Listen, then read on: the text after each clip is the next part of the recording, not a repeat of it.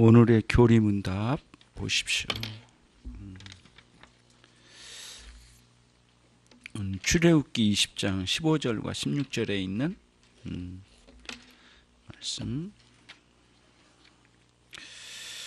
두 곳을 같이 함께 읽겠습니다. 두 절을 시작. 도적질하지 말지니라.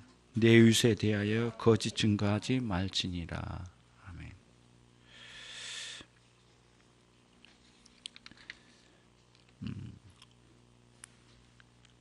거기 그 피지 섬에 가면 참 독특한 섬이라네요.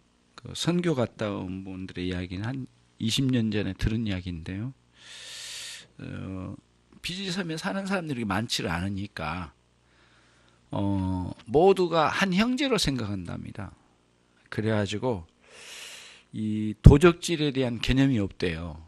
그래서 이웃집에 있는 물건을 이러고 와가지고 한두 달 쓰다가 주인이 와서 찾아가면 가져가고 그렇게 하는 피지섬이 그런 곳이었다고 그래요. 그래서 그 전도할 때 피지섬에 제일 많이 걸린 게 도적질하지 말지니라 했대요. 그렇게 가르쳐도 남의 볼펜 갖다 써버리고, 그래서 이거 보니까 이거 누구 자매 건데 왜 갖다 쓰냐 하니까, 아니 우리 서로 형제 자매인데 뭐가 문제냐, 이제 그런 그 개념이 그런 게 있었다네요. 그래서 그 선교하신 분이 아주 힘든 부분이 그 부분이었다네요. 독특하지요. 그런데 그 사람들 안에는 이런 그 뭐랄까요, 이런 그 사적 재산에 대한 경계선이 약하대요. 그래서 하나님께서 도적질하지 말지니라는 말씀 속에 각자의 삶에 하나님이 주신 물질이나 이런 것들을 이렇게 구분하여 주신 거래요. 사유재산권이라고 하는 소위 그런 거를 주신 거래요. 근데 그런 경계선을 우리의 양심 속에다 이렇게 넣어 놓으신 거잖아요. 그리고 율법으로도 이걸 정해 놓으시고, 요건 정당하다. 각자 자기가 벌어서 자기가 소유한 것을 상대방이 가지고 있는 걸 인정을 해주고, 그 다음에 내가 가지고 있는 내가 소유한 이것을 내 소유로 선을 그어서 지켜가고 관리하면서, 그 다음에 필요로 하면은 빌려주기도 하지만은 내 사유재산의 권한을 갖는 것이 정당하고, 또 저 사람이 가지고 있는 사유재산을 가지고 있는 게 정당하다는 거예요. 그런 게 뭐냐면 원래 하나님께서 그걸 정해 놓으셨대요. 그러면서 그거를 계명은 뭘로요? 이 계명이죠. 도적질하지 말지니라라고 하는 것 계명으로 사유재산권을 각각 허락을 해주신 거예요. 예. 그럼 우리가 혼란에 빠질 수가 있잖아요. 예를 들면 그토록 사랑하는 성도고, 그러면은 내 재산이 그 사람 거, 그 사람 거, 내 거인 것처럼 서로 소통해야 되지 않겠느냐. 그렇게 사랑한다면. 그런데 그렇지 않는다는 거예요. 이게 이제 우리들이 이 세상에 살면서 여러 사람들과 함께 부딪혀 살면서 상황들이 있을 거예요. 그거를 선을 그어서 그걸 인정할 줄 알고, 또 심지어는 좀 적극적으로 가면 남의 사유재산을 지켜주는 데까지 가야 된대요. 그게 우리들에게 의무에 있대요. 나의 사유재산도 지키지만 남들이 가지고 있는 사유재산을 지켜준 데까지 가는 것이 여기에 나오는 뭐랄까요, 이 도적질하지 말지라는 의미 속에 담겨져 있대요. 그래서 십계명이라는 것은 사실은 어떻게 보면은 우리 생각이 미치지 못한 부분까지 상당히 많은 거를 지금 여기다 담아놓은 것 같아요. 그런 의미로 볼 때 간음하지 말지니라고도 그렇고, 살인하지 말지니라, 생명 존중 사상, 이런 것들이 다 담겨져 있는 거죠. 하나님 원래 그 십계명이 모세 시대 때 나왔지만 그 이전부터 하나님께서 우리 인간들을 향해서 바라셨던 뜻, 이런 것들을 아주 명료하게, 특별히 국가를 세워서 공동체를 형성하는 데는 이게 꼭 필요했던 거예요. 그래서 이걸 기반으로 나중에 이제 그 가나안 땅에 들어가지고 민법, 상법 다 거기서 쏟아져 나오거든요. 십계명이 제일 위에 있고 다른 여타의 법들이 쭉 있는 게 하위법이라고 하거든요. 십계명이 제일 위에 법입니다. 상위법이고, 우리는 이제 헌법이 제일 위에 있잖아요. 그다음에 이제 그 밑에 이제 형법, 민법 쭉 나오고 상거래법 같은 거 쭉 나오고 뭐 그 안에 노동법도 나오고 그 옆에는 또 뭐 부동산법도 나오고 다양한 법이 쫙 거미줄처럼 엮여져 있대요. 그래서 저와 여러분이 이 땅에서 서로가 서로를 이렇게 존중하고 서로가 서로 사회인으로서 정당하게 살아가는 모든 것들은 뭘로 엮여졌냐면은 이 법이라고 하는 힘으로 엮여져 있는데 하나님이 우리 인간들 안에도 그런 법의 질서를 통해서 규정을 지어준 거죠. 이렇게 그런 그림으로 이제 그런 각도에서 이 본문을 보면서 자 그러면은 205문을 이제 보겠습니다. 이 계명은 일반 재판에 의해서 징벌을 받는 그러한 도적질만을 금하고 있는 것입니까? 아니면 그 의미에 있어서 더 넓은 의미를 갖고 있습니까?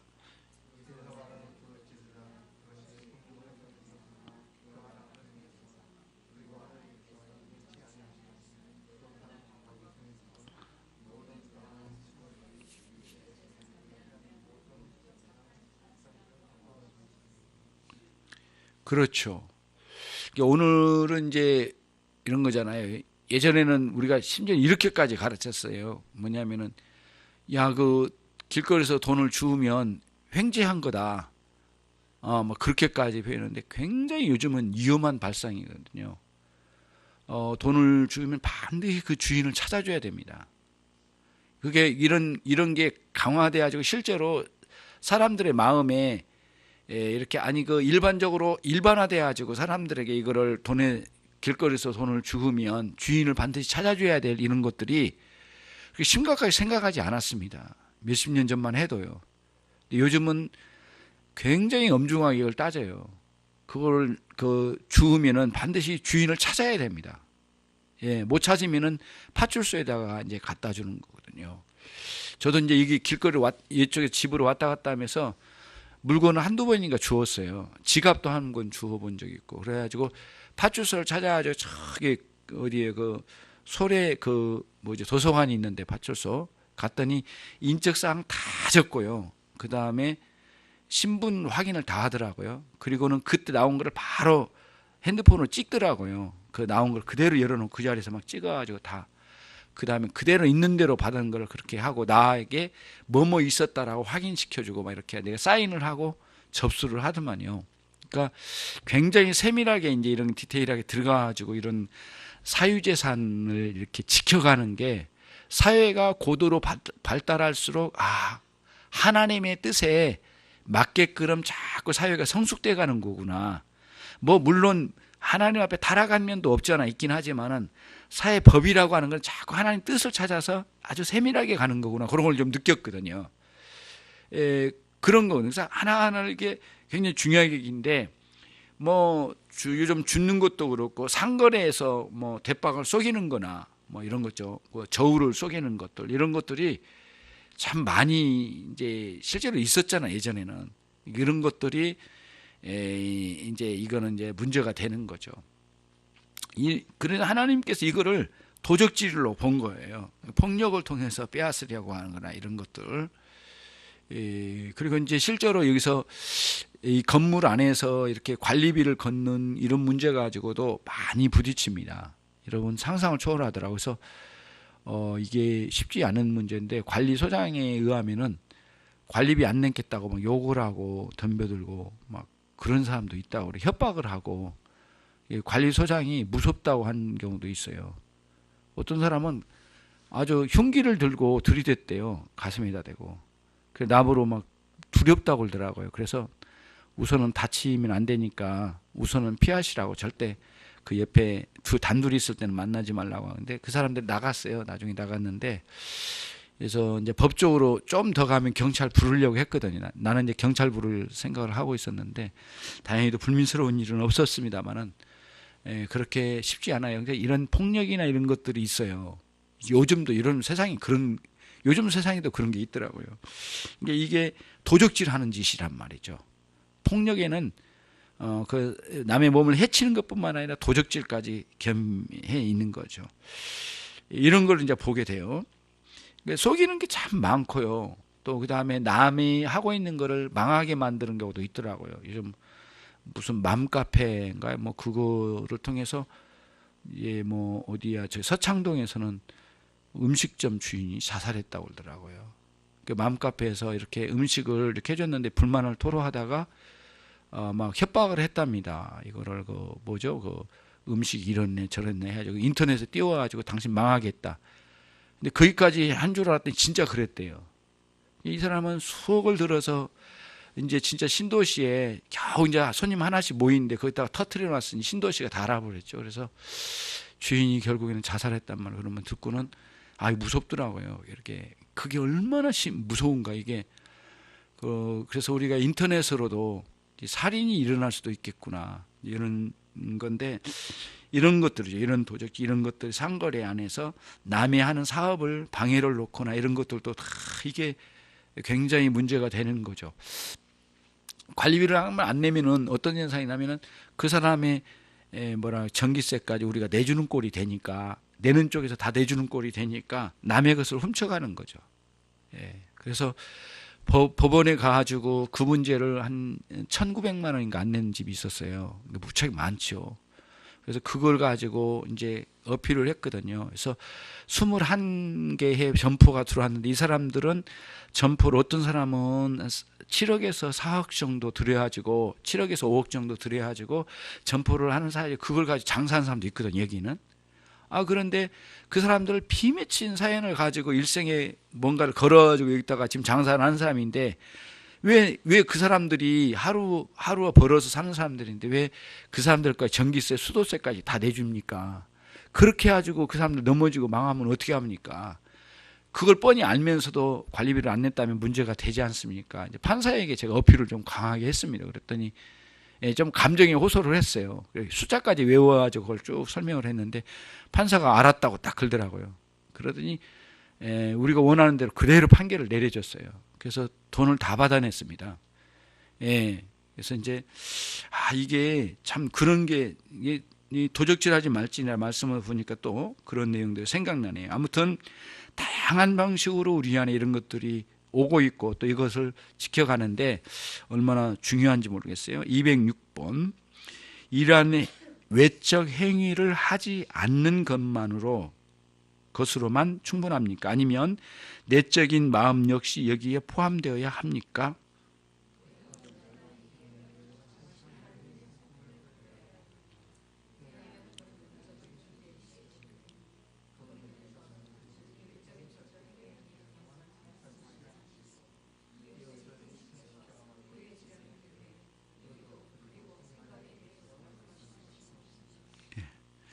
여기서는 아주 독특한 표현이 있어요.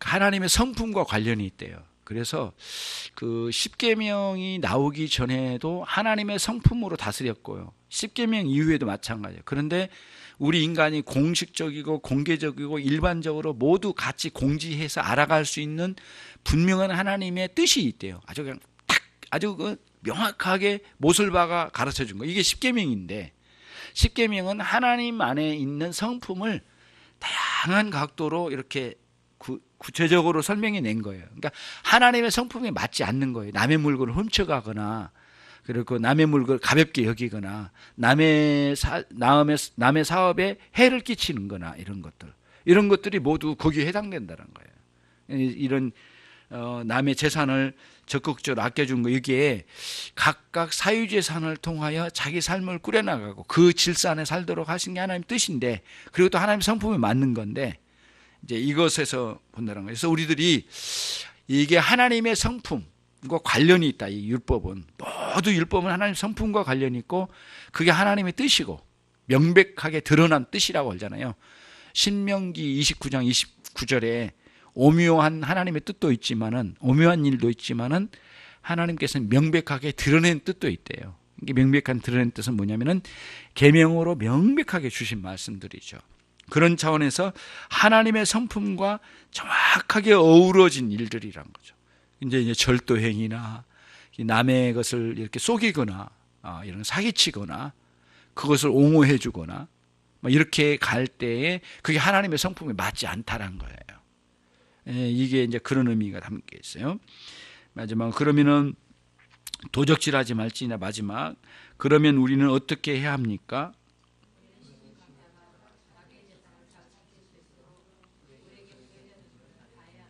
예. 우리들이 재산을 지켜가는 것도 우리의 의무이고요. 또 하나는 뭐냐면, 여기서는 안 나왔는데 다른 곳에는 뭐냐 이렇게 해설을 보면은 이런 식으로 나왔어요. 남의 재산을 적극적으로 지켜준 것도 우리의 의무이다. 거기까지 나와요. 예. 우리 재산도 지키는 것도 의무이지만. 그래서 우리 아이들이 자기 물건 잘 안 챙기는 것도 어떻게 보면 애들이 이제 개념이 없을 때, 그때도 사실 하나님 성품이 안 맞는 거잖아요. 그래서 자기가 자기 물건을 잘 챙겨가고 질서롭게 쓸 줄 알고, 그리고 남의 물건은 정확하게 남의 물건 딱 구분시켜 나가고. 그래서 집에서도 그런 것 같아요. 엄마의 물건, 그다음에 엄마 호주머니에 있는 돈, 요것들을 아무렇게나 막 소통시키면 안 됩니다. 그렇잖아요. 그거 있을 수 없는 거잖아요. 그래 간혹 보면은 엄마의 돈을 가져간데 뭐 괜찮아요. 뭐 우리 자식인데. 그러면 안 된다는 거예요. 거기서부터 사회 질서가 배워가는 거니까 어릴 때부터, 인식될 때부터 절대 엄마의 호주머니나 지갑에서 아무렇게나 열어보거나 또 뭐 손을 대거나 그런 있을 수 없는 거죠. 그렇게 하면 안 된다는 거를 엄중하게, 이게 하나님께서 정해놓으신 거고, 앞으로 사회에서 살아갈 때도 그렇고, 만약에 네가 나중에 커가지고 결혼을 해서도 너의 아내에게 있는 호주머니나 지갑을 함부로 손대지 말아야 되는 것, 그 다음에 너의 아내도 네 거를 함부로 손대고 아무렇게나 빼다 쓰고 허락 없이 이렇게 하는 것은 옳지 않다. 그것도 하나의 도적질에 해당되는 걸로 구분을 시킬 줄 아는 이런 정신이 굉장히 중요하거든요. 실제로 그게 많이 뭉그러진 채로 막 가버리면 이제 언제까지 가냐고요. 많이 세상에서 골치 아픈 일을 당하면서 배운다면 너무 늦은 거니까 그 시기에 맞게끔 해야 되지 않겠어요? 그래서 그런 면에서 우리의 재산을 잘 지켜가는 것도 있고, 남의 재산을 잘 구분하여 지켜주는 것도 우리의 의무다. 이게 도적질하지 말지니라의 이제 8계명에 있는 거죠. 제 9계명. 제 9계명을 말해 보십시오. 시작. 내 이웃에 대하여 거짓 증거하지 말지니라. 그러니까 여기서 거짓말 할지 말지니라 이렇게 안 돼 있고, 거짓 증거라고 돼 있습니다. 거짓 증거라고 하는 건 증언입니다. 이때 증언은 뭐냐면은 그 재판석에서 증언을 하는 겁니다. 그러니까 기본적으로 배경이 재판석에서 증거예요. 근데 거짓말도 다른 데서 거짓말보다는 재판석에서 거짓말이 중대한 이유가 뭐냐면은 그때 상황에 따라 이 사람 사형도 당하고 도둑놈으로 몰리기도, 강도로 몰리기도 하고, 가해자로 몰리기도 하고, 피해자로도 갈 수 있고, 말 한마디가 굉장히 중요하잖아요. 예. 요즘은 이제 뭐라 할까, 이게 뭐죠, 이게 이 내비게이션 같은, 아니 내비게이션 이게 뭐죠? 예? CCTV나 또 차량에 있는 블랙박스 이런 것들 통해서도 굉장히 이게 잘 발달돼가지고 참 좋다고 생각해요. 잘된 좋은 거라고 생각해요. 그래서 그걸 활용해야 된다라고 생각하고, 교통사고에도 예전에는 내가 잘못 없는데 내가 뒤집어 쓰고 오히려 반대로 가는 경우도 많았거든요. 그런 것들이 있는데, 그게 다 이제 뭐냐, 거짓 증거하지 말지니라 속에 이렇게 개입돼 가지고 이런 기계를 활용해 가지고 우리가 써먹는데, 그러기 전에, 그런 거 써먹기 전에 우리들이 올바르게 하는 건데, 굉장히 증언을 한다는 것은 중요하고 어려운 일인 것 같아요. 그래 또 그 문제면은 이게 용기도 필요해요. 때로는 상대로 하여금 많이 협박도 받거든요. 예, 내가 원하는 대로 증언을 해달라는 식으로도 말하고, 그런 일들이 뭐 지금도 계속 나오고 지속적으로 이런 문제들이 많이 일어나기 때문에, 거짓 증거는 이 거짓말 중에서 가장 상위 개념, 가장 극단적인 피해가 있을 법하고 가장 높은 단계에서 이 거짓말을 이야기한 거예요. 그리고는 그 밑에 단계에서 거짓말의 일상생활, 아주 사소한 마음속에서 거짓말하는 마음, 이런 그런 욕구, 그런 것들이 다 이제 연결된 거로 본 거죠. 그래서 제일 윗 단계를 이야기해서 밑에 단계까지 설명한 거죠.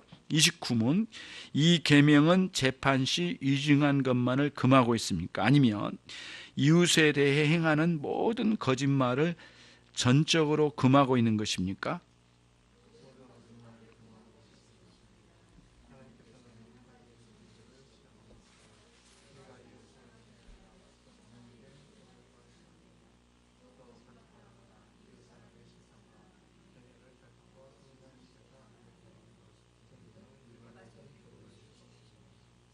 예. 참 뭐랄까요, 이 거짓말이라고 하는 거는 그 다른 여타의 죄들 속에 약방의 감초처럼 모든 죄 속에는 거짓말이 개입됐다네요. 그래서 저는 예전에 이제 이 부분을 공부하면서 이런 얘기했어요. 모든 죄에 개입됐다 해서 죄에 있어서 약방의 감초가 거짓말이다.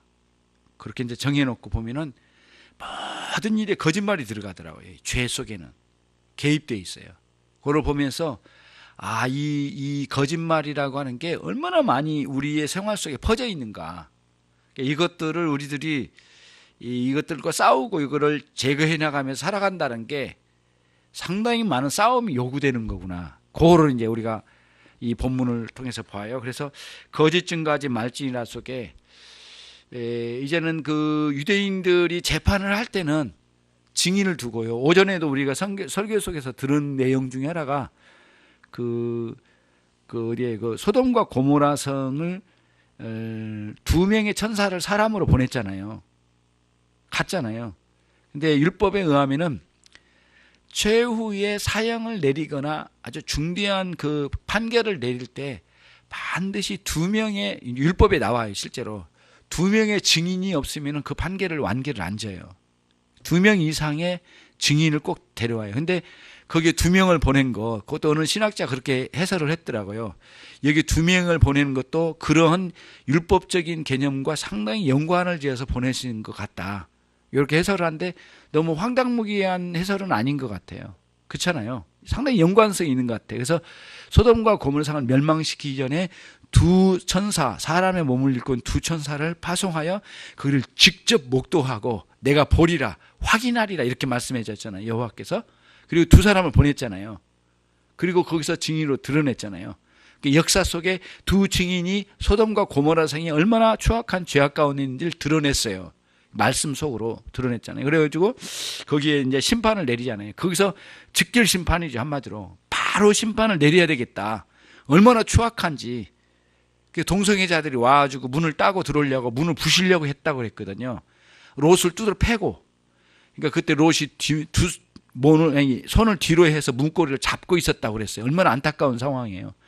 어느 정도가 내 딸이 둘이 있는데 내 딸을 주겠다고 할 정도까지니까 보통 상황이 아니었던가 봐요. 그러니까 이 집을 둘러싸고 있을 때 2 천사가 방 안에서 다 듣고 있었던 거예요. 얼마나 심각한 상황인가 이게.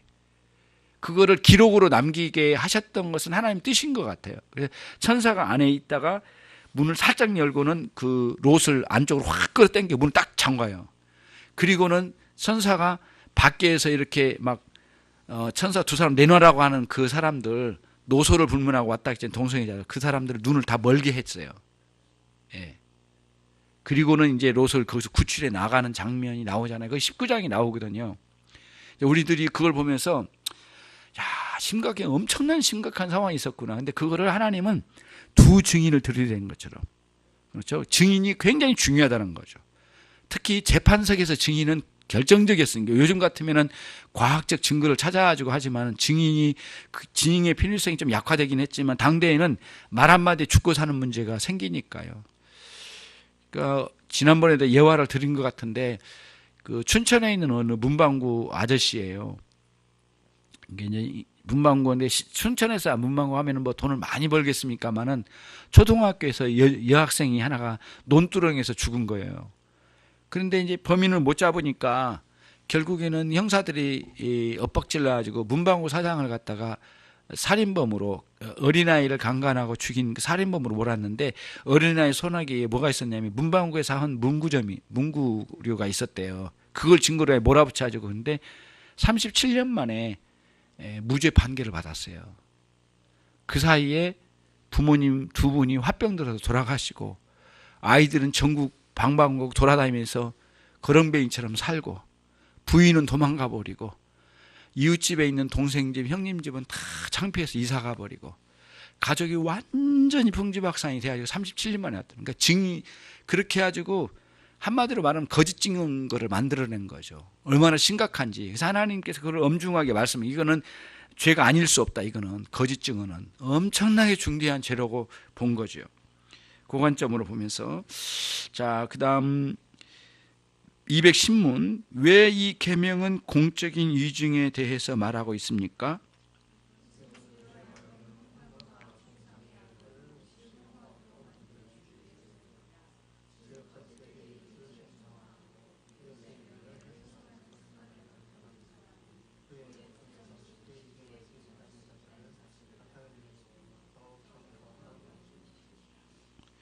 평소에 남을 쉽게 험담하고 남을 모함하기 쉽게 하는 사람들은 법정에서 그럴 가능성이 참 많다는 거죠. 그런 연관성을 가지고요. 우리가 위험성이 뭐냐면은 A라는 사람을 두고 B라는 사람이 무슨 말을 하면 빨리 수긍하면 안 돼요. 그거는 그 객관적으로 듣기 전까지는. 그리고 또 그런 거를 절제를 시키면 서로가 그러면서 혹시 그렇다 하더라도 그러건 됐습니다. 그렇게 딱 해놓고 그 다음에 우리들이 잘 도와서 이렇게 오해된 걸 풀어내면서 이렇게 가는 게 굉장히 아름다운 모습이거든요. 쉽지 않습니다. 예. 만약에 누가 나에 대해서 비난한다고 합시다. 이렇게 이야기를 전해주면 이게 우리 마음이 이렇게 안정적으로 간다? 굉장히 어려운 문제예요. 그거는. B라는 사람이 나를 비난하더래. 모함하더래. 그럼 굉장히 분노하기 쉽거든요. 근데 그것도 사실 알아보기 전에 이게 분노하고 가면 안 되거든요. 차분하게 전후 과정을 살펴보면서 그래서 그거를 내 마음에 정리해 볼 줄 알고 이게 쉽지 않아요. 이게 얼마나 이게 어려운 문제겠어요. 이런 그 남을 험담하거나 중상하거나 그 다음에 이런 것들은 참 하나님 앞에 혐오스러운 거예요. 하나님 기뻐하지 않으신데. 그래서 남의 이야기를 전달할 때는 기본 원칙이 있어요. 선하고 좋은 것들을 전달하지 안 좋은 것들을 전달하지 않는 원칙을 삼고 우리들이 그렇게 가는 게 참 중요해요. 그래서 남의 명예를 지켜준다는 것은 너무너무 중요하죠. 211문 이 계명은 외적으로 부당하게 말하는 것만을 금하고 있는 것입니까?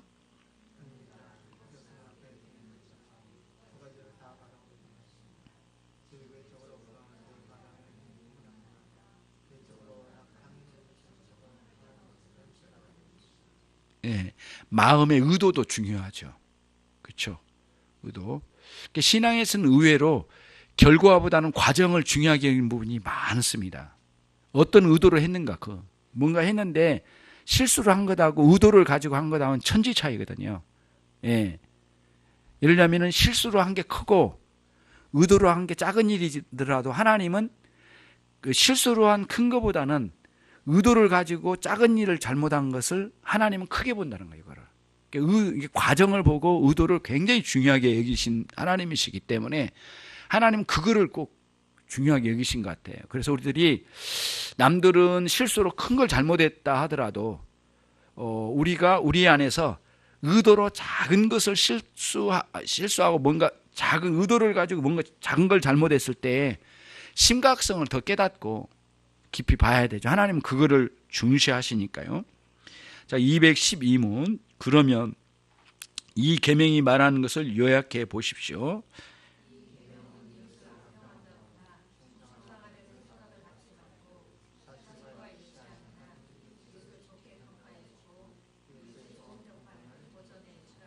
예, 남들의 평판, 이웃의 좋은 그 소문 이런 것들을 잘 간수해 주고 그다음에 만약에 누가 어떤 분에 대해서 여러분들에 대해서 누가 이렇게 여러분들에게 다른 사람에 대해서 이렇게 평가를 할 때 조심스럽거든요. 예. 이런 경우도 있습니다. 나는 이 사람이 참 좋은 분이야. 이렇게 했는데 이 사람이 감정이 안 좋아. 그 사람은. 그럼 굉장히 기분 상하고 뭐 그런 거. 기분 상할 일이 아니라 좋게 평가해 주면 객관적으로 들어야 되는데 못 들어. 왜냐하면 내가 그 사람에 대해서 좋은 감정이 없기 때문에. 그런 문제들도 굉장히 이 안에 깔려 있거든요. 그래서 A란 분이 B란 사람을 좋게 평가하면 그걸 그냥 객관적으로 들어보고 그 다음에 그걸 인정해 주는 방식이 참 중요한데 우리는 나쁘게 평가한 쪽에 빨리 인정을 해버리려고 하는 우리 습성이 있어요. 우리의 교만이죠, 사실은. 왜냐하면 나보다 저 사람을 저평가해 주면 나는 그보다는 낫다라고 하는 것을 인정하는 꼴이 되니까 또 그렇게 여겨주니까 우쭐하거든요. 그래서 그런 위험성이 우리 안에 많이 도사리고 있습니다. 예, 쉽지 않아요. 남들을 누구는 뭐 이렇다 이렇다면 이렇게 빨리 쉽게 평가해서 막 말하는 것도 좀 쉽지 않고요. 참 그 어려운 문제이긴 하지만 그럼에도 불구하고 어느 정도 우리가 질서를 가지고 쫙 대하면 남들이 이 사람을 악평할 때 그걸 잘 절제하고 정돈하고 절제시켜주고 그 따뜻겨주고 하면서 잘 기다려주고 그러면서 그 다음에 또 하나 문제는 뭐냐면 이 사람을 악평할 때 이 말을 또 옮겨가면 안 돼. 그거는 최악이거든요. 누가 이렇게 말하더라고요. 이렇게 말하면 안 돼. 이렇게 넘어가면 안 돼. 그래서 이 사람에게 무슨 말을 했다고 해서 그대로 전달한 것도 옳지 않고요. 그렇게 전달한 게 솔직한 게 아니에요. 악을 확산시키는 경우가 꽤 있거든요. 그래서 그런 분 중에 A라는 사람이 B라는 사람이 그 사람은 이렇게 말하더라도 그걸 전달하지 않는 쪽으로 가지고 가야 돼요. 예, 그게 오히려 중요해요. 그래서 기다려요. 나중에 오해가 풀리면 내가 이 사람을 좋아했지만 이 사람보다 오히려 그 사람끼리 더 친하게 살 수도 있는 거고 그러거든요. 나중에 좋아지면. 그러니까 모르는 일이거든요. 그래서 참 우리가 정직하게 솔직하게 말한다고 해서 올바르게 정직한 건 아니니까 기다려준 것도 참 좋고요. 혹시 그거를 알려고 할 때도 우리가 기다려주고 또 기다려주고 인내하는 것도 참 좋고요. 그런 면에서 이제 남들을 악평하고 중상하는 것들, 그것이 우리 안에는 생각이 떠오른 것도 우리는 절제를 해야 되고요. 내가 마침 그거를 생각이 떠올랐는데 A라는 사람 그 사람을 중상을 해줬어. 내가 하고 싶은 말을 하고 있었다. 그래도 이거를 거기서는 끊어야 될 상황인데 참 쉽지는 않지만은 그래도 어느 정도 우리가 마음의 질서를 딱 잡아놓으면 내 기준을 가지고 열심히 하나님 앞에 살고 싶은 마음이 있으면 노력을 하면 충분히 이런 마음과 이런 다짐과 그다음에 우리의 삶의 질서, 사람들 관계의 질서는 충분히 갖춰져 갈 거라고 봅니다. 또 하나님께서 여러분들이 그렇게 살려고 하실 때 하나님 은혜를 주실 거예요. 하나님 은혜를 주시고 평안한 마음 주시고 또 이런 경우 있어요. 이렇게 안 좋은 감정이 있는 사람을 위해서 기도를 할 필요가 있어요. 이게 어렵거든요. 사실 이렇게 안 좋은 감정이 있는 사람을 향해서 기도를 한다는 게 쉽지 않아요. 그런데 의지적으로 기도를 해요. 근데 실제로 그렇게 하다 보면은 놀랍게 그 사람을 향해서 긍휼한 마음이 나와요. 처음에는 그런 안 좋은 감정이 있었던 사람인데 그 사람을 위해서 기도하면서 내 마음에 긍휼의 마음, 용서의 마음, 부드러운 마음, 온유의 마음, 그 사람을 향한 마음이 달라지더라고요. 달라져. 그런 것들을 많이 경험하거든요. 그래서 성령께서 이런 말씀을 주셨을 때 우리가 정돈하면서 어떻게 그들을 대해야 될까 이런 거는 매우 중요하게 다뤄져야 된다고 봅니다. 오늘은 도적질하지 말지니라, 또 그리고 내 이웃에 대해 거짓 증거하지 말지니라, 두 말씀을 가지고 함께 나눠봤습니다. 하나님 아버지 감사합니다. 저희의 부끄러운 모습도 계명을 통해서 드러나고 또 하나님 어떻게 살아야 할지 하나님 우리에게 세세하게 가르쳐 주셨는데 어찌 보면 이런 수준의 내용은 저 초등학생이나 유년주 1학교 학생들 정도 하나님 유치원생들이 들어야 될 말씀처럼 느껴지지만 하나님 여전히 우리 안의 죄성과 우리의 부끄러운 부분은 하나님 오늘 또 이 말씀을 통하여 우리가 경계를 받고 또 하나님 경각심을 갖고 이 말씀을 드려야 될 충분한 이유가 있는 줄로 압니다.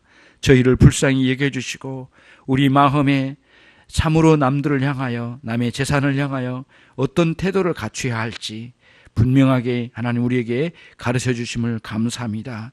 나 자신의 재산과 타인의 재산, 나 자신의 하나님 인권과 또 타인의 인권 그리고 그들을 위한 그 존중심, 이것이 우리에게 매우 필요하오니 하나님의 이런 존중심을 잘 갖춰서 사람들을 대하고 섬겨갈 줄 아는 아름다운 사람들이 모두 되게 해 주시기를 원합니다.